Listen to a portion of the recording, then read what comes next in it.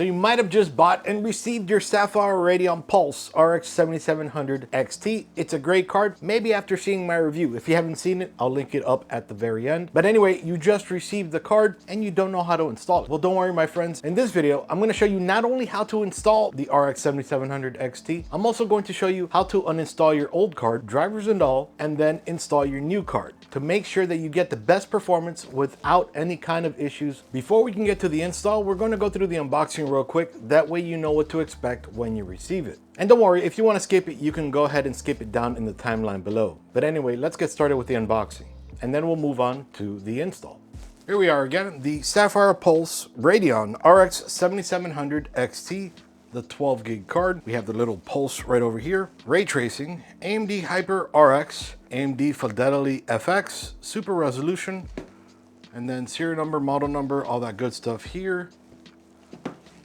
Some marketing stuff along the bottom and the top. And then key features right along here, 54 AMD RDNA 3 compute units with RT plus AI accelerators, 48 megs of AMD Infinity Cache technology, DisplayPort 2.1, AMD Radeon's display engine, AMD Radeon Boost technology, and AMD Radeon anti-lag technology. Along the back over here, we can see product specifications, system specifications, and then some of the architecture.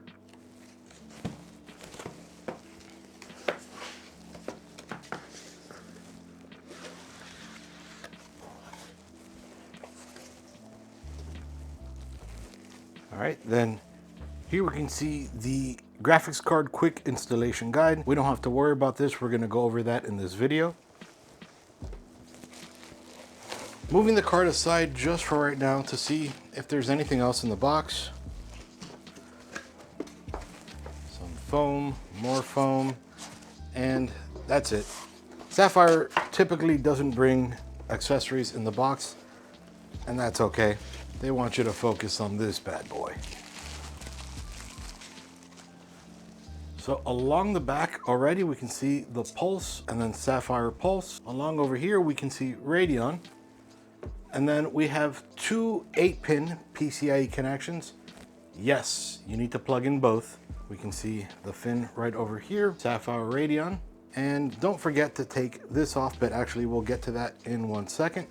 With the front of the card or the bottom of the card, however you want to look at it. We have the two fans right over here, and we'll go ahead and now peel it off. Does not come off easily.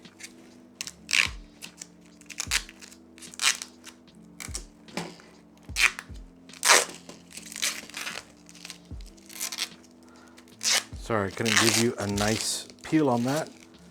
It doesn't come off easily. All right, so that's a little bit better. We can see the two fans. Then along here, serial number and all that good stuff. Some more of the fins, and we can see the pipe right down there. Okay, and for output, we have two display ports and two HDMIs. A little bit different from the usual where it's 3 DPs and 1 HDMI. The card from front to back is slightly over 11 inches and is almost 5 inches and slightly over 2 inches. I'll give you the exact dimensions down below. Now, along with those two 8-pin PCIe connections, this does require a 700-watt power supply and a by 16 PCIe slot on your motherboard, and your system to have at least 8 gigs of RAM. They recommend 16 gigs, and Windows 10 or Windows 11, I'd recommend 11. And make sure your system is UEFI compliant and UEFI enabled in the BIOS, not legacy. But anyway, let's get to installing this bad boy. Before we can remove that card, to correctly uninstall it, we'll get on the system and we'll go to Chrome or Edge or whichever browser you use, and we'll go to wagnardsoft.com. On this site, we'll jump over to DDU, Display Driver Uninstaller, click on it here, and then we'll click on Display Driver Uninstaller Released, whatever version number it may be, and then download DDU Portable Self-Extracting. Now, while that's downloading, we'll open up a new tab and we'll go to AMD.com. We'll go to Resources and Support. Under Radeon Graphics and AMD Chipset, we'll click Drivers, scroll down a little bit, and then we'll select Graphics here. We'll select AMD Radeon RX 7000 series, then AMD Radeon RX 7700 series, and finally AMD Radeon RX 7700 XT. Then we'll select Submit. On the drivers and software page, we'll scroll down a little tiny bit, select whatever operating system you're using. I'm using Windows 11 64-bit, so I'll select that here. And then under AMD Software Adrenaline Edition, I'll download the latest version. We'll go ahead and download that here. And while that's downloading, if you want to read the release notes, you can click on there and you can see everything that they included in this new feature release or driver update. And then scrolling down even more, just in case there's any issues with the card. Now that everything's downloaded, we'll right click on the start button. We'll hover over shutdown or sign out. Then on the keyboard, we'll hold down the left shift key and then we'll click restart while holding down the left shift key. Once you see the screen go blank, you can go ahead and release that shift key. And then on choose an option, we'll select troubleshoot, then advanced options, then startup settings and restart. And now after a quick restart, we'll start in the startup settings. Here we're going to select number 4 to enable safe mode. Once we're in Windows, we're going to be in safe mode. So when in Windows, we'll go ahead and select File Explorer, and then wherever we downloaded the files to. So here I download them to the downloads folder, and I'm going to double click on DDU, select run on this screen. And because I don't want it to extract into the downloads folder, I'm going to change it into the root of my C drive in the DDU folder and then click extract. It's a quick extract. So we'll click this PC, C drive, DDU, and here, and double click display driver uninstaller. First time you run it, it's going to give you this message, so click OK here. And this part is incredibly important. Now, whether or not you're coming from an NVIDIA card, on this particular build, I do have an NVIDIA GeForce RTX 3080 Ti. I'm going to select under NVIDIA options to remove physics. Even if you have an AMD card, it's okay to go ahead and place checks all in here. Scrolling down a little bit more, under AMD specific option, this is going to be incredibly important. If you have an AMD CPU in your system, it means you have an AMD chipset. So we'll go ahead and leave all of these unchecked and leave these checked to make sure that we don't remove anything with the chipset. And whether you have Intel or not, you can go ahead and place a check in this box. Typically it becomes unchecked. If you see it unchecked, I highly suggest you place a check under prevent download of drivers from Windows Update when Windows search for a driver for a device. Okay, place a check there. Now what that does is after you've restarted Windows, Windows doesn't automatically go, hold on, there's a driver missing, I need to check. Oh, I know what I need to download, and it downloads it within a minute. That's a huge pain because you don't want Microsoft to download those drivers. They're going to give you older drivers. They're WCL drivers, but they're still older and they don't have the level of performance the newer drivers have. So don't use those. Use the ones we just downloaded. And then also, the reason why we're doing this in safe mode is in regular Windows mode, Windows has a hold on all the drivers. So if you're trying to uninstall it, Windows will leave some of those on there and they won't properly uninstall. So when you go to install the newer version, the installer sees that you have some of the older version there. It might not remove it, it might not write over it. So you're gonna have fragments of that. That can cause blue screens, weird issues in your games, and performance loss. DDU helps with all of that. So let's keep going. And once we're done, we'll click close here, select device type, we'll select GPU.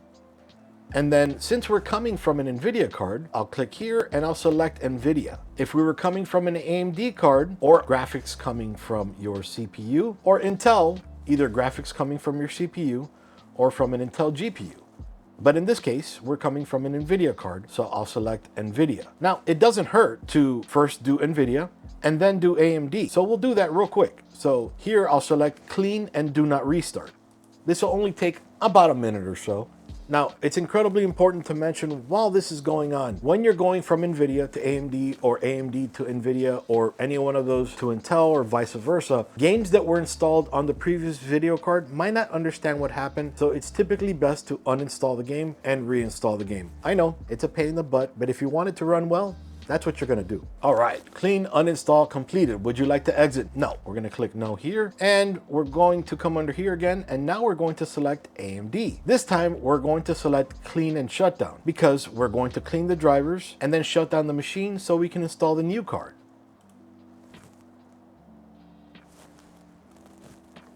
All right, now let's go uninstall this card.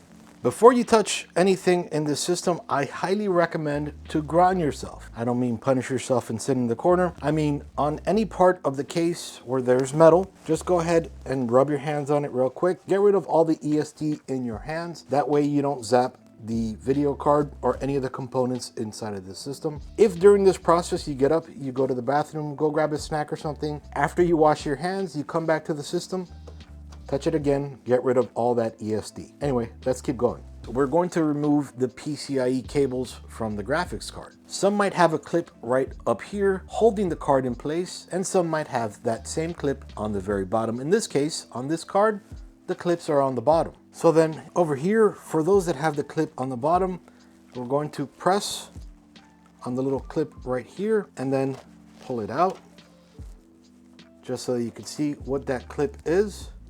See that right there?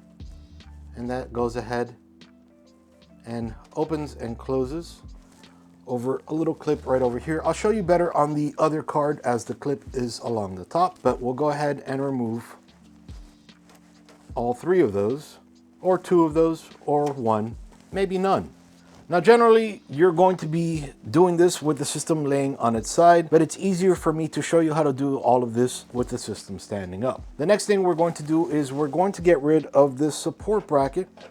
I'll have links for it down in the description below, along with the entire system. And make sure to remove the HDMI or DP cable.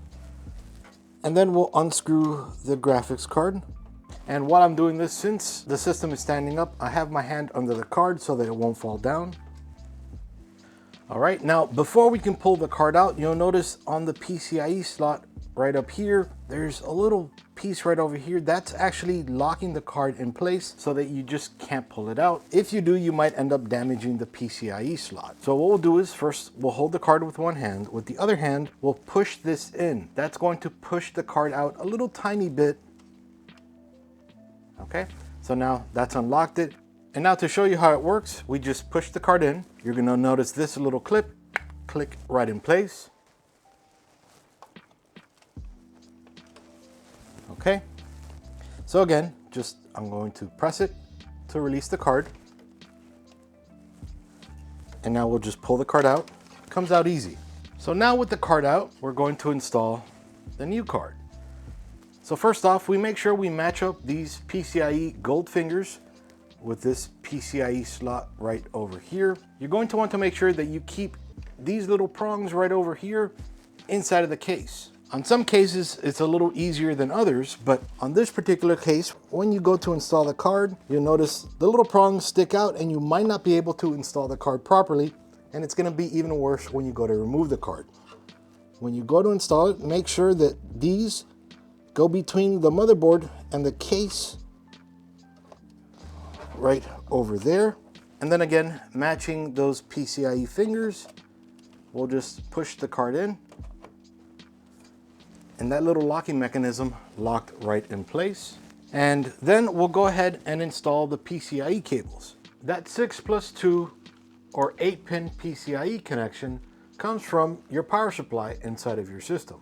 At a minimum, the Sapphire Radeon Pulse requires at least a 700 watt power supply. So flipping the case to the other side where all your cables are hidden, typically you'll find your power supply at the very bottom here or sometimes right over here. That 8-pin cable will come from your power supply and feed into your system. And you want those cables to go into your graphics card. If your power supply doesn't have an 8-pin or a 6+2-pin PCIe cable, chances are you may need to buy another power supply, but I'll keep going. Now make sure you don't use any of the 8-pin EPS power cables. Those are for your CPU, which will typically be right up around here.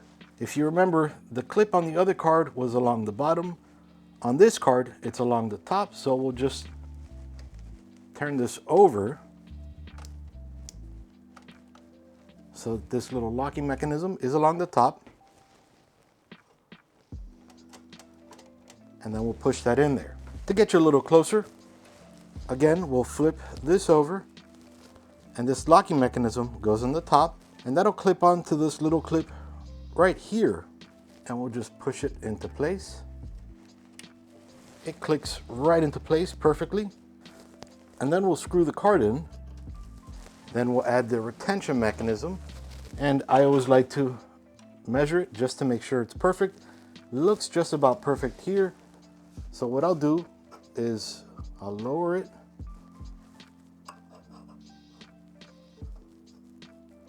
And I'll raise it to the perfect level, even though it might be perfect already. That way it'll stay perfect. And now because we put that retention mechanism in place, we want to make sure the fans spin freely. That looks pretty good to me. So we can keep it right where it is. If you're coming from onboard video from the CPU, you might be tempted to plug in your card up here. Well, you're not using this anymore. Now you're using a graphics card. So we're going to go ahead and plug in the HDMI or the DP cable into that port on your graphics card. Then also, if you turn off the power supply, like I always recommend to do, just go ahead and flick it back on. And now the scary part, turning on your system after upgrading. Sounds good so far. So after booting into Windows, after a fresh uninstall of drivers, everything's going to look a little bit quirky like it does right now. And that's okay, we'll get over it right now. Okay, so we'll click on File Explorer, Downloads, and then we'll install the latest Adrenaline software we just downloaded. The graphics might flicker a little bit. That's normal.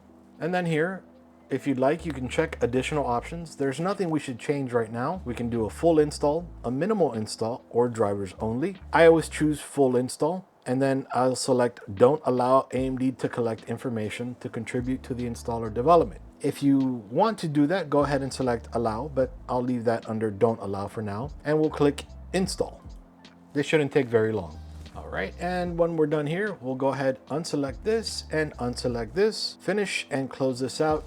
Now we're done installing the drivers, but I'm going to show you real quick a few optimization things just to get you going to get better performance. All right, after the install, once your drivers settle, first off, we'll right click on the desktop, we'll select Display Settings, and scroll down till you see Advanced Display, and then choose a refresh rate. Many of you are already stuck on 59.94 or 60. But if you click that, if your monitor goes higher, it's not going to do it automatically. You have to come in, manually select the highest refresh rate your computer supports, then click Keep Changes, and now you're at the highest refresh rate your monitor supports. That'll give you an extra performance boost, a tremendous, in some cases, performance. So closing out of here, we've done that. We'll right click on the desktop and go to AMD Software Adrenaline Edition. Now, I actually have been using this for a few minutes during this recording, and AMD wasted some of my time doing this, but anyway, and I'll show you in a second why it did that. So coming into here, we can see the last played games, recent games, and browse for more games, drivers,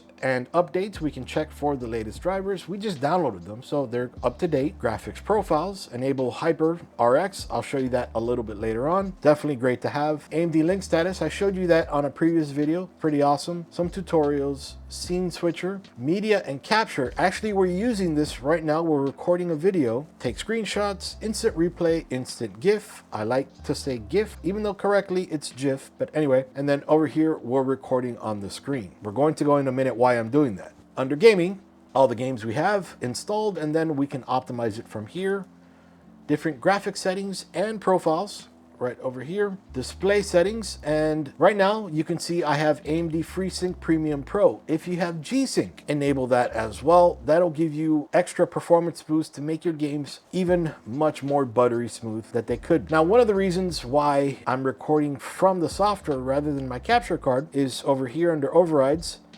it enabled HDCP support, and it looks like it might have done that again, and that kills my capture card, but we'll see in a second. And then under advisors, if you have any kind of upgrades, it will advise you to upgrade. It'll tell you here. Record and stream, we're still recording, so it might still be good. Live stream, scene editor, media, and settings. Performance here allows you to track your performance and log it. Here it allows you to overclock, to tweak and tune different things. Settings. And then if we want to go even deeper, under the little gear here, all our system settings over here, audio and video, hotkeys, AMD Link, AMD Relive, preferences. So in this video, I've shown you how to uninstall your old card, install your new card, and configure and optimize your drivers to make sure your games run great. So if you saw my review on this card, none of those benchmark results had FreeSync enabled, so that will definitely give you a performance bump above those drivers. The reason I don't install it or enable it is because not everybody has that, so I don't want to taint or confuse those results. So I hope I helped you in this video, if anything, to discover what was in the box so that you know what to buy, maybe a cable or an adapter. I hope I've helped you with removing your old card and installing a new card to make sure that your system works perfectly. As always, if you have any questions, comments, or concerns, please do leave them down below. I reply to everything. And then make sure to check out this video if you haven't already. This will give you the full rundown on the card, the performance, and all that good stuff. Again, minus FreeSync. So that might give you some good information. This is Iggy with ThisBytesForYou out. See you guys.